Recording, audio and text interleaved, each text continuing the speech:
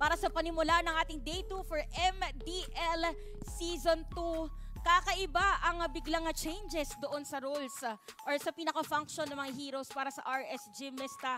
Talagang excited ang lahat kung sino nga ba talaga ang magwawagi. Last time na nagkita ang dalawang koponan, it was a reverse sweep.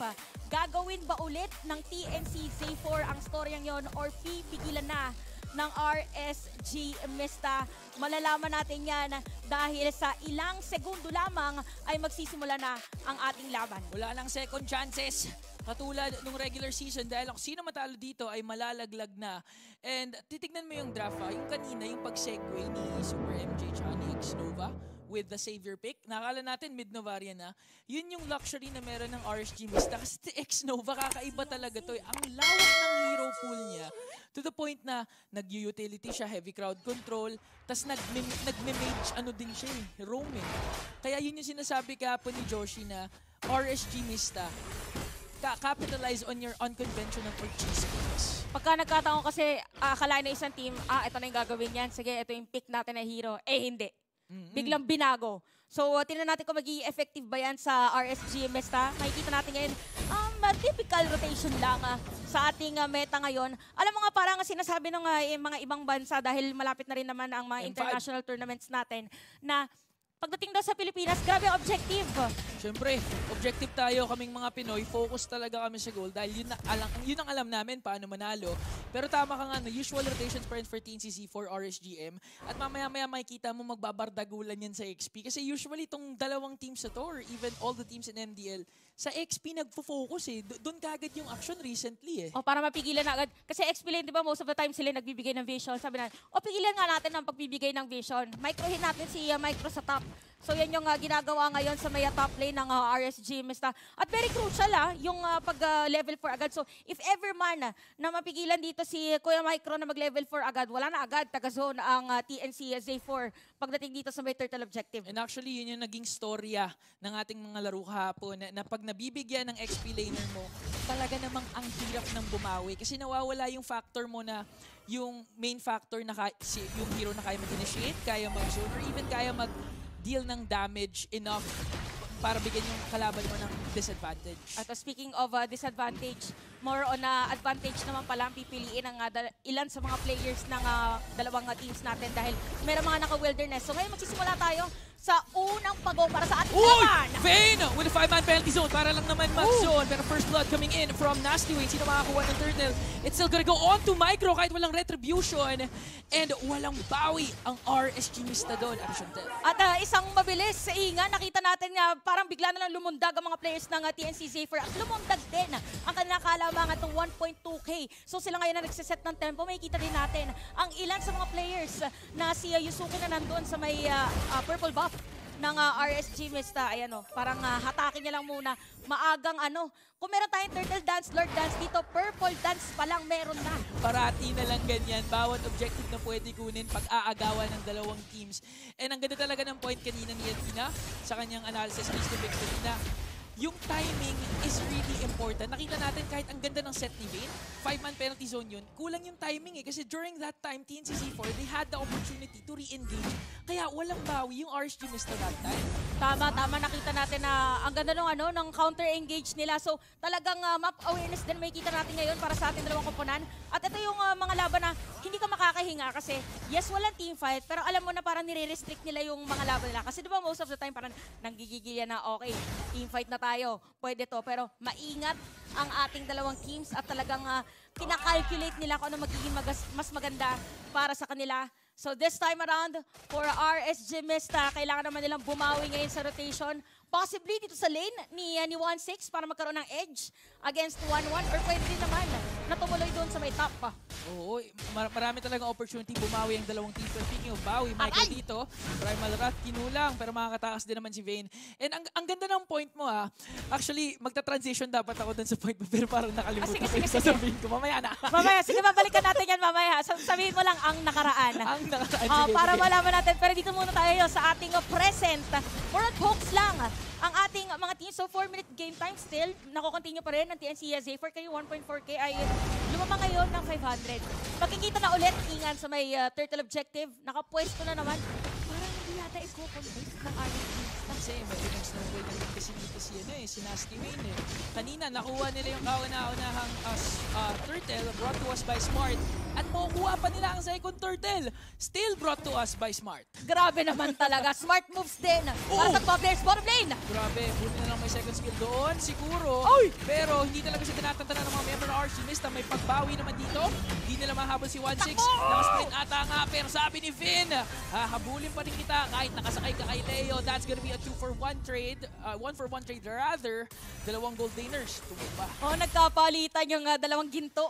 So maganda ngayon nagiging palitan, but still TNC Z4 pa rin ang nagme-maintain ng kanilang kalamangan. Ready din talaga if ever mo naman sumama pa yung teamfight doon.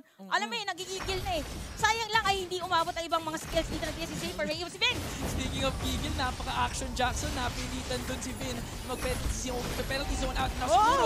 Uy! Nakalipad! At si Trey Schofield nga dito. Ang mga nganib ang buhay dahil may decimation to finish the job at may nahuli pa nga si Micro. It's gonna be on to Super MJ at hindi talaga nakukuha ng RSG Mista yung space na kinakailangan nila para maka-farm. At ang space na yun ay lumiliit na rin talaga dahil pinapalit na ng TNC Z4. Makakakuha pa nga ng Torre dito sa middle lane. At ang bawi naman ng RSG Mista is yung dalawang Torre sa gilid. May kita natin ngayon for the items, nakapantalon na si Kuyang Kuro. Tapos yung kanyang katapat is more on movement speed naman. Dahil yun naman talaga ang kailangang edge. Sabi niya, teka lang, kailangan magpantalon, baka maiwan ako ng mga kakampi ko. Tsaka pag tatakbo ka, pag hindi mo tinaas yung pantalon mo, parang delikado eh. Parang delikado eh. Parang delikado yung boss pag nangyari yun. Ay, naalala ko na yung point mo na nag-agree ako na sasabihin ko. Ayan, sige, ang nakaraan. Yung gigil, kahit sobrang aggressive ka, kailangan maingat ka dahil pwedeng mangyari to ang nangyayari kay Finn ngayon. That's gonna be 4-man rotation for TNC4 at magtra-transition ata sa objective takedown sa baba. Oo, tuloy-tuloy lang talaga ang ginagawa ng TNC Z4 para nga talagang gusto nila ang kanilang hiniling. Dahil RSG Mista, parang delikado yata dito sa may bottom lane. Oo nga pala, hiniling to ng TNC Z4 at di naman hiniling ng RSG Mista na mawala si Super MJ pero nawala na nga siya sa mapa. And that objective sa baba, mukhang makukuha ulit nila. That's gonna be 2 consecutive turrets taken down by TNC. Malinis ang ginagawa ngayon ng TNC Z4. Parang hindi masyado makagalaw ngayon ng RSG Mista. Pero makikita natin, si 1-6 ikot muna ng 6 na beses habang sisira ng Torre doon sa may top. Very go around na ginagawa ngayon ni 1-1-1-1-1-1. 1-1-1-1 kasi yun guys. So naka-6 na ikot siya bago niya nasira yung Torre doon sa may top. Sabi niya, parang kailangan ko umikot, kailangan kong magmasid. Kung nandito ba yung mga kalaban, makakauwi. Makakauwi naman. At medyo tumatahimik na nga ang ating Land of Dawn from Action Jackson pack matches dahil in 90 seconds magkakaroon na rin ng Lord. So both teams kailangan nila kunin yung mga resources na kinakailangan nila because the very first Smart Lord will be a major factor. At kung matutuloy nga yung aggression ng TNC Z4, baka makakuha pa sila ng isang inhibitor turret kahit level 1 Lord pa lang. Oo, pag diniretso, no? Kasi kung makikita din natin in terms of items, medyo malayo ang kailangang habulin. Dito ng mga players ng RSG, Mista, even yung kanilang supposedly na meron din damage, although post 5 naman dito si Nova, parang matagal pa bago maramdaman yung Novaria. Sakto pala, no? Ex-Nova, tapos Novaria, yung gamit niya, ex-Novaria. Supreme variant pa nagkataon. Si ex-Nova dito, wow, ginamit yung penalty zone para umalis. Yan yung mga problems na kailangan i-face ng RG Mista. Yung ginagamit mo yung mga game-changing ultimates just to avoid the potential death na kinakailangan sana ng team mo para makasetup. Katulad na mag-setup ngayon ni Yusuke. That's gonna be 1 member down. Finn is out. RSG Mista desperately finding or trying to find a solution. Malaali yung play na nakikita natin ngayon para sa TNC Z4. Nakita natin yung magandang setup from them at hindi na nga makakuha pa kahit ng purple buff. Dito si Dre Schofield. So medyo delikado yata dahil 15 seconds may kita na natin ang ating Smart Lord for this game at 4.4k gold lead. Parang mahirap yata sa kanila kahit middle lane nila nasira na. Ayun, babalik na ako sa point na naalala Ayan, ko. ang nakaraan, totoo na to. Yung sinasabi mo kasi yung Round gigil, kailangan pa rin nila piliin yung mga moments na magsiset sila kahit pwede na sila mag-set. Kasi kung before, pag nag-snowball ka, most of the time, panalo ka na eh. Pero ngayon, sa current meta, sa current things na nakikita natin, kahit one clash can actually dictate the outcome of the game. Kahit gano'n ka-down and now Trey Schofield will fall down and TNC Z4 mukhang contested Lord take to. Oo. To a spice point. Panibagong objective din naman na makukuha. So, ang ginagawa lang muna ng RSG Mista ay sisira ng mga torre dun sa may bottom lane. Mag-clear na minion wave dito si 1-1. Ay! Nako po! Hindi po yan ang tunay na Terizla. Yan po ay isang Valentina na inagawang penalty zone pero pinakita niya na yung penalty zone niya mas masakit. Oo, pag dinikit mo naman, medyo malapit lang yung vein sa Vin eh. Ah, wow! Pwede naman daw, boss. Ako muna si Vin. Kapalit ni Vayne ng RSG Mista. Pero maganda nga zone natin ginagawa dito. May kita natin ng Lord sa may bottom lane na mag-march it. At tama nga yung sinasabi mo, no? Doon sa pinaka-thought din natin, may mga set-up plays nga na pwede bumaliktad. So, kailangan maging maingat din ng TNC Safer. Alam mo yan, yung mga mahahabang game. Oo. Minsan sa depensa, nakakuha yung comeback. Bakit ako? Ikaw yung may alam yan. Mother of all series. Hindi, alam mo rin yan kasi nag-cast na tayong dalawa before. So, ito makikita natin kung paano nga ba ang lane management na gagawin ng TNC Safer. Lumobo na, ingan yung kalamangan ng TNC. At medyo mahirap ngayon sa RSG. But it is just level 1 Lord. Pwede pa nilang depensahan. Mahirap nga to eh. Kasi si 1-6, alam naman natin, late game scaling hero ang isang hero. Oo, katapat niya, ganun din. Pero right now, napakasakit na nga puro. At parang meron nangyayari dito sa bottom lane. Inhibitor turret is falling down and unstoppable na. Coming in from Nasty Wing. Nakalipad nga din dito si Kuro. At naipit doon si 1-6. Saan siya pupunta? Hinaabol siya ngayon ni Kuro. Pero parang masakit din naman ang pinapakita ni Kuro ngayon. It's gonna be one-on-one. Makakatakas nga ba? Makakatakas. Pero sabi ni Vin, hinahabol kita. Hindi na daw, sumegway na. Oo, nakatakas sa si Kuya Juan. Pero maganda yung ginawa niya kasi medyo risky yun Nakita mo ba yun? Yung parang makakatakas na sana siya. Nag-step pa siya mga dalawa. Dalawang step pa muna siya para mag-hit. Para umatake. Para maka-atake. So, pwedeng si Makuro yung namatay ng moment na yun. Pwede na siya. So, it's all about taking risk. Pero may kita natin, medyo malaki na talaga ang kalamangan. Pero madali lang yan. Isang team fight para sa RSG Mista. Kaya for TNC Safer, kailangan nilang i-maintain yung lead at tempo na ginagawa nila ngayon. Ito yung medyo tricky pag kumuha ka ng isang roamer na alam mong mage talaga. Kasi ang daming overloaded na talaga yung responsibilities ngayon. He has to zone, he has to soak up damage kasama si Tay Schofield, and he has to set. And ayun yung mahirap sa isang Terizla na XP lane. Pag ikaw pa yung may kailangan mag-soak up ng damage. Kasi once na ikaw yung nag-soak up ng damage, pag kinasama yung penalty zone mo, baka hindi ka pa bumababa, patay ka na. Kaya pala nakita natin si Vayne kanina, ginamit niya yung penalty zone para lang tumakas. Oo. And supposedly, yun dapat yung gamitin niya para mag-set up ng play. So ngayon, kailangan gawin ng RSG Mista, humingang malalim at gumawa ng play kung saan magsasabay-sabay yung kanilang mga skills. Ipatong na nila lahat ng mga damage na pwede lang ipatong against the TNC Z4. 10 seconds, guys, bago dito sa ating panibagong Smart Lord. RSG Mista, meron silang pwedeng pang contest or pang steal. Actually, yung Dawning Light ni Super MJ. Tsaka yung recall, Astral Recall ni X-Nova. Pwede rin pero masyado na atang malayo. Hindi na magpapanta sa RSG Mista. RSG Mista, they're very familiar with the situation na down big game number 1, natatalo sila pero nakaka-reverse din sila. Pero TNC4, yun naman yung ginawa nila sa RSG Mista nung nag-meet sila. So in terms of familiarity, alam na alam ng RSG Mista yung gagawin nila para makabawi. Ang tanong, maa-apply ba nila yon ngayon? Parang kailangan kapit ka talaga eh. Kasi kung titignan mo, clearing of minion wave kaya. Ng mga innate na sabihin na natin skill set, both Novaria and even Xavier. Ang problema dito is kung kaya na ba ng damage nila. Kasi parang, okay, sige, kaya. May pag-clear tayo ng minion wave, pero parang 10 bits. Ayan, tingnan natin kung pagdating sa items. So wala pa talagang pinaka-burst dito si Super MJ. Siguro mga isang item pa. And pang slow lang muna para dito kay X-Nova. So, crowd control, parang pag pumasok si Vayne, kailangan hindi siya mag-wait in vain. Oo. Pasok lang. Pasok lang. Tamang-tama. Kailangan niya maging game changer ulit for game number 1. And as the Lord approaches the bottom lane, makakaisang inhibitor naman ng TNC4 sa taas.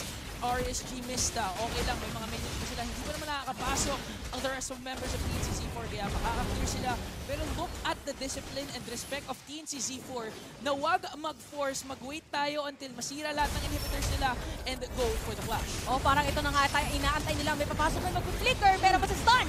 Yun na yung sinasabi ni Ate Chantel kanina na pag nagkakaroon na ng items etong si Super MJ, nakita mo ba yung stun kanina? Ang sakit, di ba? Ang sakit na hindi na nga sila nakagalaw at hindi na nila tinuloy yung pag-takedown sa inhibitor turret doon sa gitna. Para sabi dito ng TNC Zephyr, teka lang, parang medyo masakit na yung mga players or si Super MJ nga ng RSG Mista. Ito ang kinagandahan, sinabi natin dito, sinabi ni Ingan, na yung dalawang teams natin, sanay sila sa mga parang pwede baliktarin yung laban. RSG Mista, kaya nila kasi na-extend pa nila, nade-depensahan pa nila.